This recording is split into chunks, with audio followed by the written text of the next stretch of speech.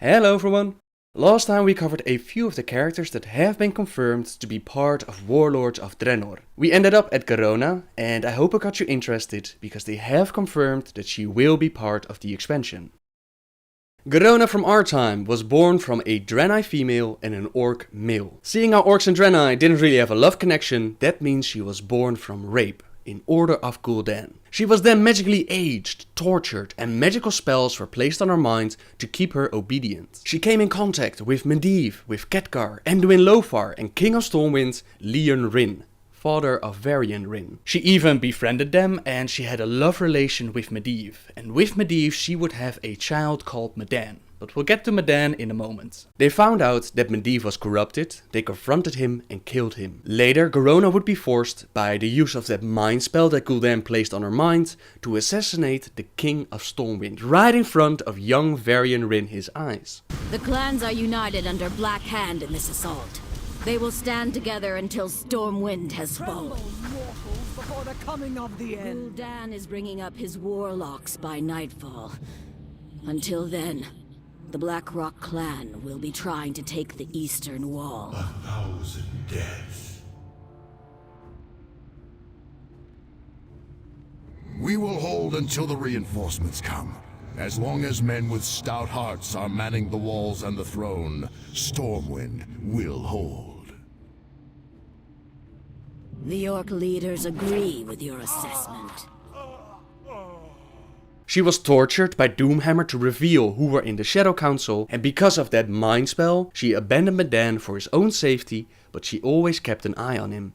One day Garona got captured by the Twilight Hammer clan led by Cho'gall as she tried to save Medan. Cho'gall, being buddy-buddy with Gul'dan, knew about the spells placed on her mind and forced her to attack Faramore, where at the time a peace summit between Thrall, Garrosh, Jaina and Varian took place. Garona barges in, tries to kill Varian, and Varian gets his shot at killing the one who took his father's life. Garona fails to kill anyone, is captured by Jaina, and any peace between Alliance and Horde is shattered because Varian accuses the Horde of sending assassins after him, and Garrosh doesn't like to be insulted. Now comes Maraad into the picture, who has been searching for Garona, and he sets her free. Garona is then reunited with Medan, but it isn't safe for her to be around him for as long as Cho'gall knows her trigger word to activate that spell. They try to kill Cho'gall several times in the comics, in Twilight Highlands, all of those times they failed. We do manage to end Cho'gall in the Bastion of Twilight, making it safe for Garona to be around others again. Now they never said which version of Garona we're going to see, but since we're going to Ironhorde Draenor without a Gul'dan in charge, I would say that it's going to be our Garona. This lady, whose whole life has been messed up by Gul'dan from the day that she was born, gets the chance to take revenge. Gets the chance to prevent all of that. She might even be able to find her mother and the rest of her people that she's never met. I wonder what they might do with Garona Halforcen, this master assassin, how that's all going to play out. Because most people might not even know her background, who only play the game and don't read comics or novels. They might not even realize who this Garona is. Warlords of Draenor could be the perfect moment to actually get that story going. Now you might wonder, will we see Medan get a part in the story? They never said anything about him and nobody asked. Seeing how all these characters are connected in one story, Warlords of Draenor could be the perfect moment to introduce Medan to the story. It would still feel very strange though to suddenly dump this incredibly powerful character into the story without any proper explanation given. Besides that, a whole lot of people hate the character of Medan, so I personally don't think we will ever see Medan in the game, but that's just me. We will see Cho'gall and Teron Gorefiend, although Teron will be his orcish self. In our timeline, Cho'gall was one of the first Ogre Magi to be born for many generations, and he was noticed by Gul'dan. Gul'dan and Cho'gall became the best of friends, and Gul'dan taught him a few magic tricks. He was placed in charge of the Twilight Hammer clan, and eventually he would take his clan and follow Gul'dan to the tomb of Sargeras. Doomhammer found out about this betrayal, and he sent some of his people after them to show what happens to those who don't uphold the honor of the Horde. Nearly all of them get killed, but Cho'gall manages to survive. He then makes his way to Ankirai, where he serves Kafun, and he tries to resurrect this old god. Kafun is the one who gave him a more old godish look, and in order to resurrect him, Cho'gall needs Medan. In the end his plans fail, but still he survives to fight another day. The next time that we see him is in the Cataclysm, where he now serves Deathwing, and by extension the Old Gods, in the hope of bringing about the Hour of Twilight, the end of the world. Behold!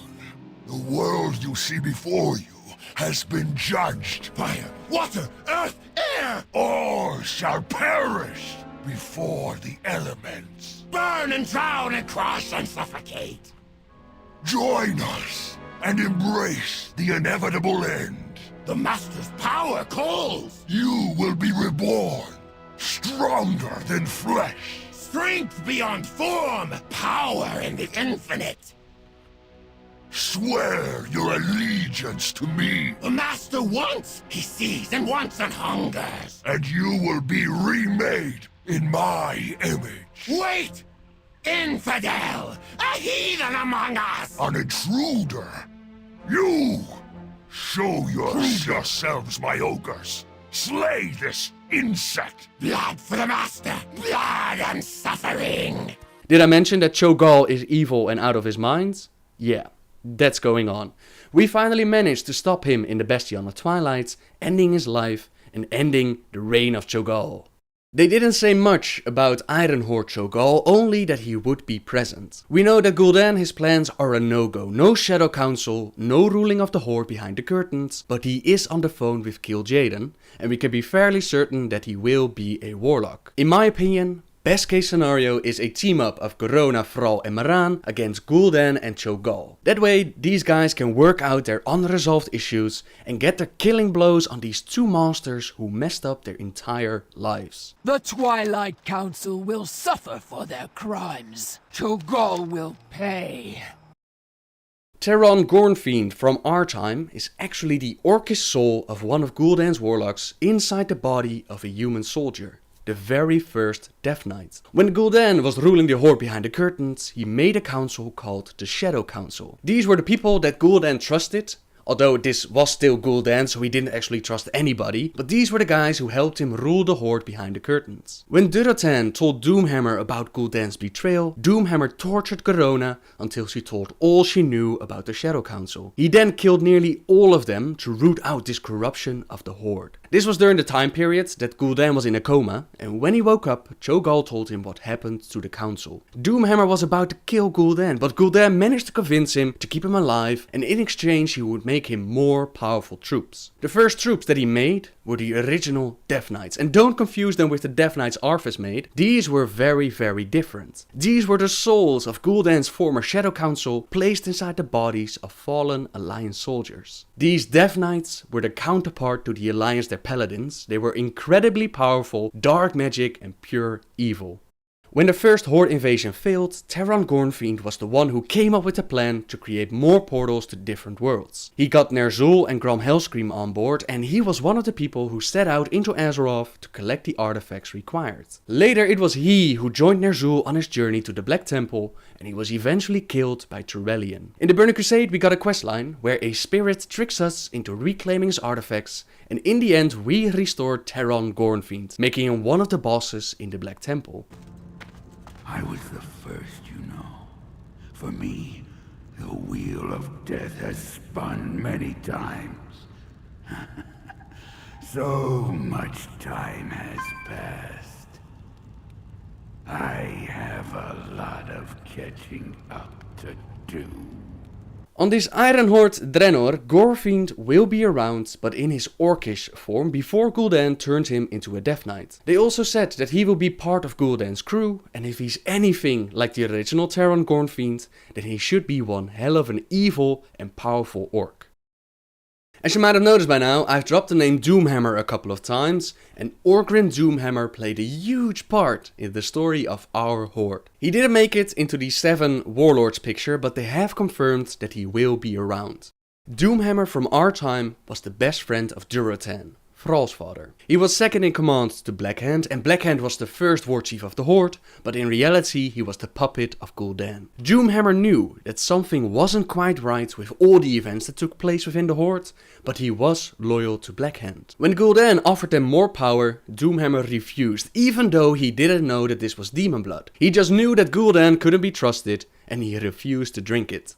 On Azeroth, Durotan came to Doomhammer with the information on Gul'dan's betrayal. Doomhammer took this very personal and decided to step up and do something about it. He challenged his war chief Blackhand, and remember, he was loyal to Blackhand all the way, and now he knew that something needed to be done. So he challenged him for the title of war chief, and he even defeated him. He tortured Garona for information on the Shadow Council, and he killed nearly all of them. His mission was to lead his people, the Horde, back to their honorful ways, while still trying to conquer this new land that they simply needed. He allowed Gul'dan to live in exchange for the Death Knights. He recruited trolls of Azeroth into the Horde. He allowed Gul'dan to experiment and make Ogre Magi, and he led the siege on Lordaeron. The siege of Lordaeron would prove that leaving Gul'dan alive was a big mistake. Gul'dan and Cho'gall took their clans and they set off to the tomb of Sargeras, abandoning the rest of the Horde. Doomhammer was furious and he was forced to make an example out of them, and he sent some of his troops after Gul'dan to show what happens to those who don't uphold the honor of the Horde. This lost them the siege of Lordaeron, and you might think, well, that's stupid, but this was what Doomhammer was all about. A victory on Azeroth would mean nothing if it meant that the Horde would remain this honorless band of warmongers. It was his mission to see Gul'dan's corruption undone, and unfortunately this cost them the war. The Horde was pushed back from Lordaeron all the way back to Blackrock Mountain, where Doomhammer faced off in his final battle against Anduin Lothar. He defeated Lothar, and he expected the alliance to crumble as their leader had fallen. Quite the opposite happened, and it was Turalyon who found his faith in the light and avenged his fallen hero by defeating Doomhammer. He did keep Doomhammer alive to be put on trial, but Doomhammer escaped. For years he roamed the land of Azeroth until Thrall came into the picture. He teamed up with Thrall, they released the imprisoned orcs and reformed the Horde. As they were fighting to liberate their brothers, Doomhammer got hit from behind and he was killed. He gave his armor, he gave his weapon Doomhammer and his title of war chief to Thrall. I am the war chief. For Doomhammer! The weapon Doomhammer goes from father to son, and it has a prophecy behind it. This prophecy was explained in the novel Rise of the Horde, where both Durotan and Orgrim their lives were saved by the Draenor, and they got a chance to sit down with Velen for a chat. It is said that the last of the Doomhammer line will use it to bring first salvation and then doom to the Orc people. Then it will pass into the hands of one who is not of the Blackrock clan. All will change again, and it will once again be used in the cause of justice. This prophecy has been fulfilled in our timeline. Orgrim used the Doomhammer to lead his people to salvation from the corruption of Gul'dan and Blackhand. Later he led them to their doom as he sends his troops away to deal with Gul'dan, and eventually they lose the war. Then it passes on to Thrall, who uses it to bring justice for his people. This Iron Horde Doomhammer, both the weapon and the orc, should be around, so I wonder how he's going to react to a duplicate Doomhammer in the hands of Thrall. Also this prophecy, how is it going to play out for this Iron Horde? They said that there will be a storyline between Durotan and Orgrim, and that Durotan will feel betrayed. I found this very interesting because in our timeline, Durotan never felt betrayed by Orgrim, even though he stayed at Blackhand's side. Potential, lots of potential for some awesome storytelling.